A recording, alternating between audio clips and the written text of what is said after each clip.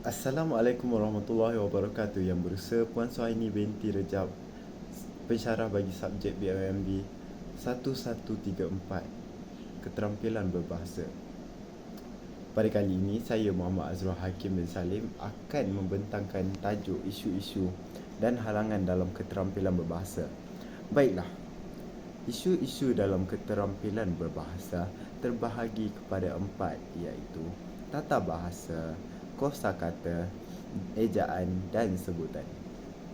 Manakala halangan dan gangguan komunikasi dalam keterampilan berbahasa terbahagi kepada 8, iaitu gangguan bunyi, fizikal, semantik, teknik mengajar, psikososial, penguasaan bahasa yang lemah dan emosi dan maklum balas. Sejak lahir lagi, manusia sudah mula belajar cara untuk berkomunikasi. Hal ini menunjukkan betapa pentingnya komunikasi dalam kehidupan seharian. Komunikasi adalah aktiviti keperluan bagi setiap individu kerana komunikasi ini berlaku pada setiap hari. Menurut Wikipedia, komunikasi bermaksud satu proses perpindahan maklumat, perasaan, idea dan fikiran seseorang individu kepada individu yang lain ataupun sekumpulan individu yang lain. Tanpa melengahkan masa lagi, marilah kita bersama-sama mendalami isu-isu keterampilan berbahasa. Sebelum itu, apa itu isu-isu keterampilan berbahasa? Isu-isu keterampilan berbahasa merangkumi pelbagai cabaran dan masalah yang dihadapi oleh seseorang individu dalam mempelajari, memahami dan menggunakan bahasa secara efektif. Berikut merupakan isu-isu keterampilan berbahasa yang akan saya kupaskan pada kali ini. Tata bahasa. Tata bahasa merupakan kaedah mengatur dan menyusun penggunaan bahasa. Ilmu ini wajar diterapkan sejak kecil lagi, kerana jika ilmu ini tidak diterapkan ketika usia muda, ianya akan menjadi penyumbang kepada masalah keterampilan bahasa. Mengapa mempelajari ilmu tata bahasa mempunyai kaitan dengan isu keterampilan berbahasa? Hal ini dikatakan demikian kerana kesalahan dalam menggunakan tata bahasa akan mempengaruhi struktur ayat dan secara tidak langsung akan menjejaskan pemahaman penerima. Yang kedua pula ialah kosakata. Kosakata merupakan aspek yang penting dalam berbahasa. Hal ini dikatakan demikian kerana individu yang memiliki kosakata yang kurang akan menghadapi masalah untuk berkomunikasi secara efektif. Yang ketiga ialah ejaan. Ketepatan ejaan memainkan peranan yang penting kerana jika ejaan yang ditulis salah, maka perkara ini akan mengelirukan pembaca yang ingin membaca suatu mesej tersebut. Oleh itu, memastikan ketepatan ejaan dapat menyampaikan mesej dengan jelas dan tepat. Yang terakhir sekali ialah sebutan. Sebutan merupakan pergerakan anggota-anggota tertentu untuk menghasilkan sesebuah perkataan ataupun ayat. Sebutan yang kurang jelas dapat menimbulkan kekeliruan dalam berbahasa. Maka, jelaslah bahawa sebutan yang jelas amatlah penting ketika seseorang itu berbahasa. Seterusnya, marilah kita pergi ke halangan dan gangguan dalam komunikasi. Sebelum itu, apa yang dimaksudkan dengan halangan dan gangguan komunikasi? Halangan komunikasi merupakan salah satu perkara yang menyebabkan sesuatu maklumat tidak dapat sampai dengan jelas dan tepat. Yang pertama sekali ialah gangguan bunyi. Gangguan bunyi seperti bunyi telefon pintar, kerja-kerja pertukangan dan bunyi hon kereta akan menyebabkan penerima mesej tersebut mengalami gangguan mendengar. Hal ini akan menyebabkan pendengar sukar untuk memberikan tumpuan yang sepenuhnya kepada penyampai. Maklumat yang disampaikan juga sukar untuk diproses dan difahami dengan lebih mendalam oleh pendengar. Hal ini juga turut membabitkan penyampai mesej kerana penyampai mesej tersebut akan sukar untuk menyampaikan mesej dengan jelas kepada pendengar. Selepas itu, faktor fizikal. Faktor fizikal seseorang juga memainkan peranan yang penting ketika berkomunikasi. Halangan komunikasi akan timbul sekiranya seseorang itu memiliki kekurangan ataupun kecacatan pada fizikal mereka. Misalnya, individu yang memiliki masalah pendengaran sukar untuk menerima mesej dengan jelas daripada penyampai. Hal ini dikatakan demikian kerana hal ini mengakibatkan mereka sukar untuk berkomunikasi dengan orang sekeliling. Selain itu, penyampai yang memiliki masalah mulut dan lidah juga akan menyebabkan mereka sukar untuk menyampaikan mesej secara jelas dan tepat. Halangan yang seterusnya ialah semantik. Halangan semantik ini ialah penggunaan perkataan yang sama namun memiliki maksud yang berbeza. Contohnya perkataan siang. Siang membawa maksud pagi dan pada masa yang sama membawa maksud memotong ikan. Selain itu, teknik mengajar. Teknik mengajar yang kurang efektif juga turut memberi kesan dan dianggap sebagai salah satu halangan dan gangguan dalam komunikasi. Antara contoh teknik mengajar yang kurang efektif ialah kurang berinteraksi dengan pelajar. Hal ini akan mengurangkan keberkesanan komunikasi di antara pengajar dan pelajar. Penggunaan bahasa yang sulit dan sukar untuk difahami akan menyebabkan pelajar tidak memahami mesej yang cuba untuk disampaikan oleh pengajar. Pembelajaran yang pasif juga akan menyebabkan halangan komunikasi antara pengajar dan pelajar berlaku. Hal ini dikatakan demikian kerana pengajar kurang berkomunikasi dengan pelajar dan lebih cenderung untuk mengajar menggunakan pembelajaran sahala. Yang kelima ialah psikososial. Menurut Kamus Dewan edisi keempat, psikososial didefinisikan sebagai perkataan psikososial didefinisikan berkaitan dengan atau melibatkan faktor pengaruh psikososial, pengaruh psikologi dan sosial.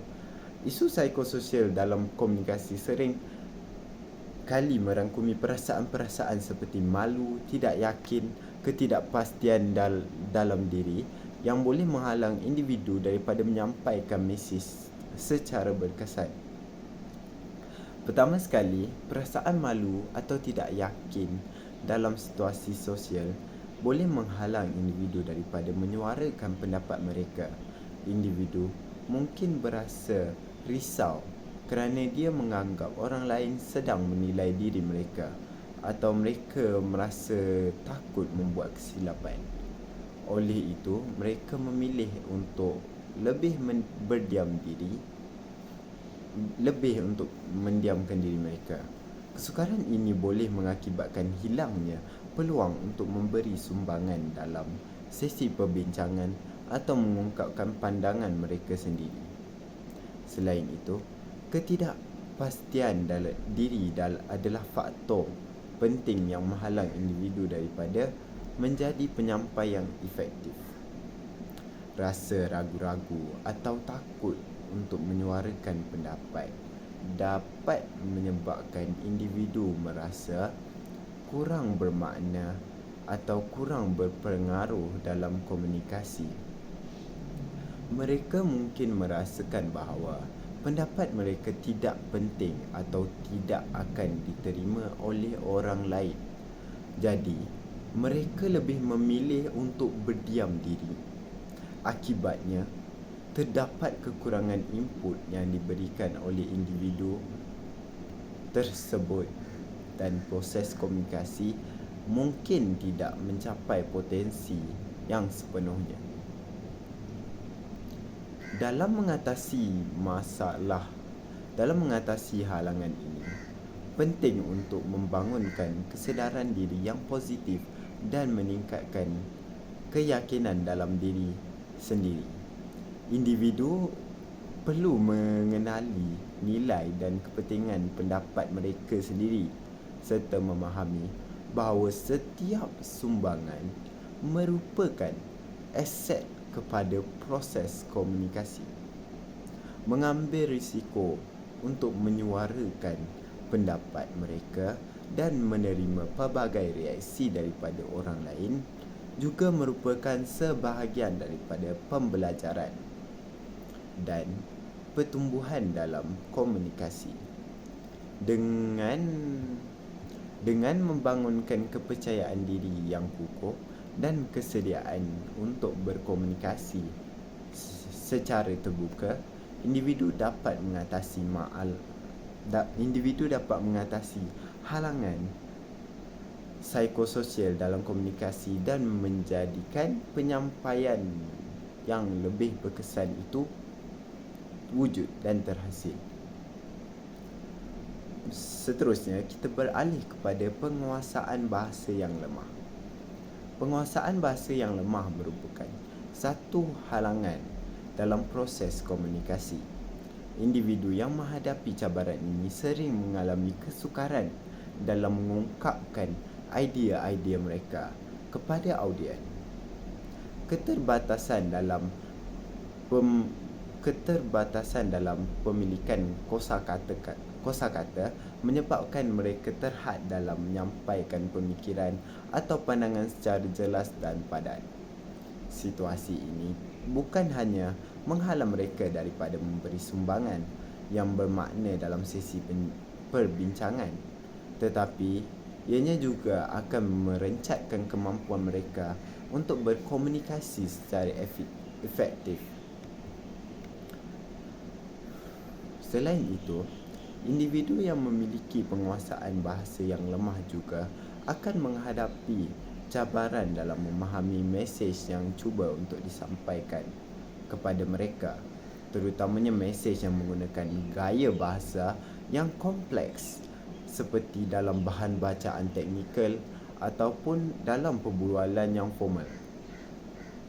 Kelemahan dalam memahami mesej dapat menghalang mereka daripada mengambil bahagian secara aktif dalam perbualan dan boleh menyebabkan mereka berasa terasing atau kurang yakin dengan diri mereka dalam situasi sosial.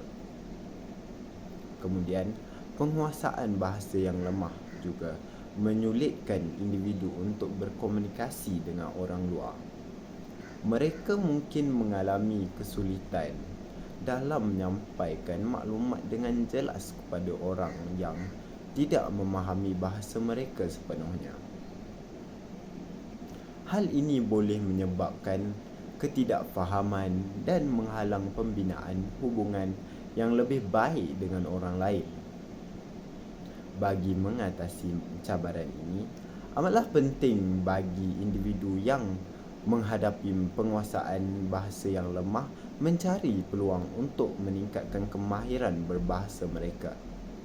Mereka mungkin boleh mengambil bahagian dalam kursus bahasa atau latihan berkomunikasi, membaca secara meluas untuk memperkayakan kosakata mereka dan berlatih berkomunikasi dengan orang lain.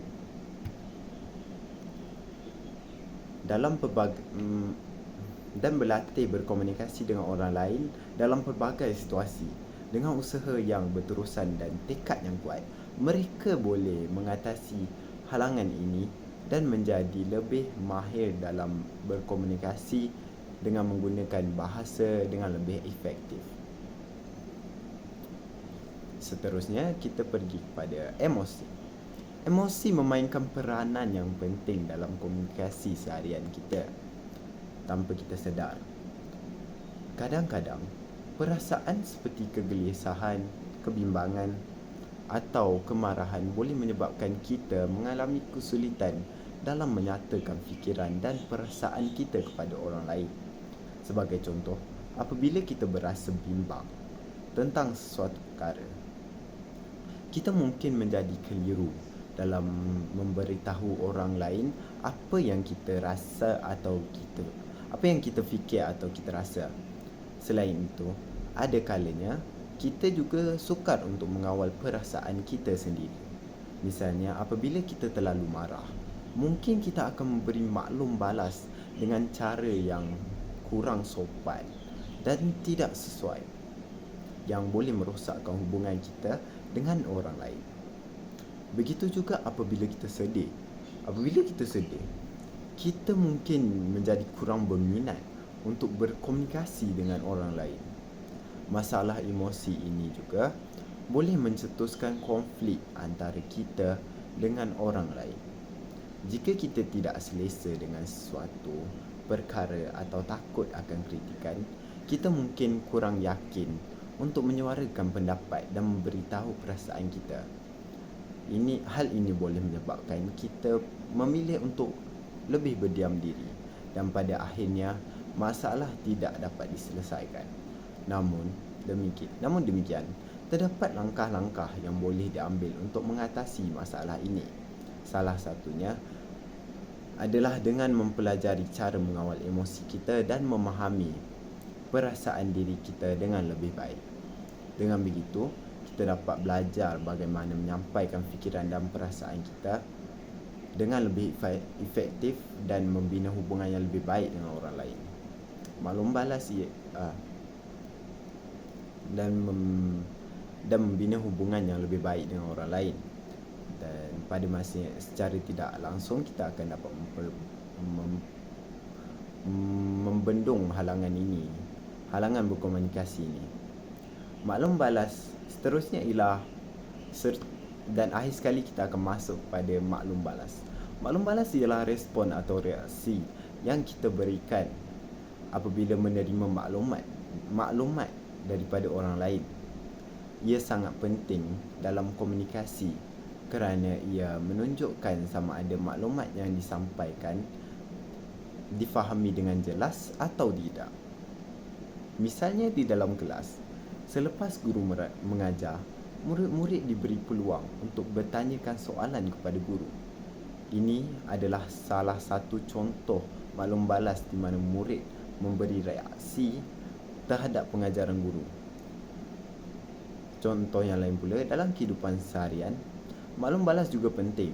Contohnya, apabila kita bersembang dengan rakan-rakan atau keluarga, reaksi mereka terhadap apa yang kita katakan menunjukkan sama ada mereka memahami atau tidak apa yang kita sampaikan.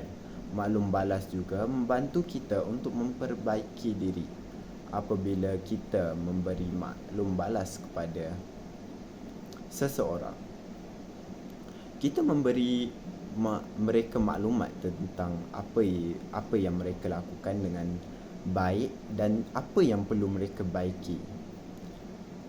Begitu juga apabila kita menerima maklum balas daripada orang lain, ia membantu kita untuk memahami di mana kita boleh meningkatkan diri. Jadi, maklum balas adalah seperti petunjuk dalam komunikasi. Ia membantu kita untuk memastikan bahawa pesanan kita disampaikan dengan jelas dan difahami oleh orang lain. Kesimpulannya, seterusnya untuk penutup, kita akan masuk kepada kesimpulannya, isu dan halangan dalam keterampilan berbahasa melibatkan beberapa aspek yang mempengaruhi keberkesanan komunikasi dalam bidang bahasa. Hal ini termasuk halangan fizikal, psikososial dan teknik pengajaran yang kurang efektif.